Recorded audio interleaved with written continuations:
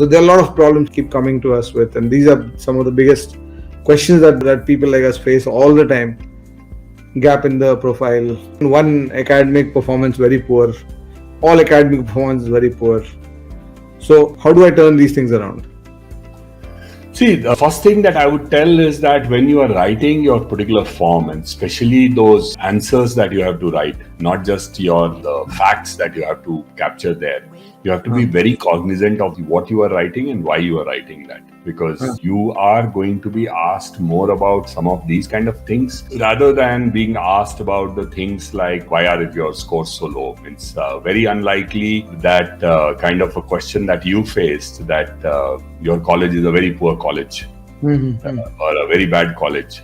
I faced it. At IIM Calcutta, I faced your percentages are going down in life. What are you doing with yourself? We'll ask you some of these kind of questions. So this is a very important part, and you are aware of this. Be very frank and very honest about your own performance. Do not try to hide it. So if I say that I did not really study well, maybe it was a mistake on my part, is that taken okay?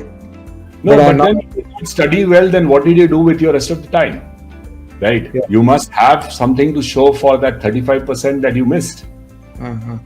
Right? True. If you basically went around whiling your time away totally, you just had the rush of your hormones and the freedom from the home discipline, and you just blew it away, then the chances are that this opportunity of the admission of this particular seat is also going to be blown away by you. I think it's best to be honest in such cases, right? You should certainly be honest for the cases.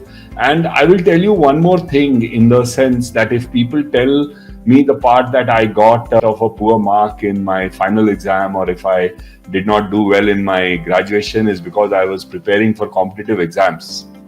And I am not very happy about that response.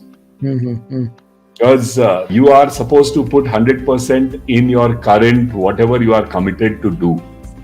If you are the one who basically picks something, means you are the one who basically meets a friend and spends 70% of the time looking at your mobile phone, then you are basically not the right person to pursue a course like management. The logic is, if you can't manage two things, how will you manage a company of 1,000 crores? The thing is that you made it to this particular interview panel. It must be a big achievement for you. But please remember that everybody that you saw outside achieved that already.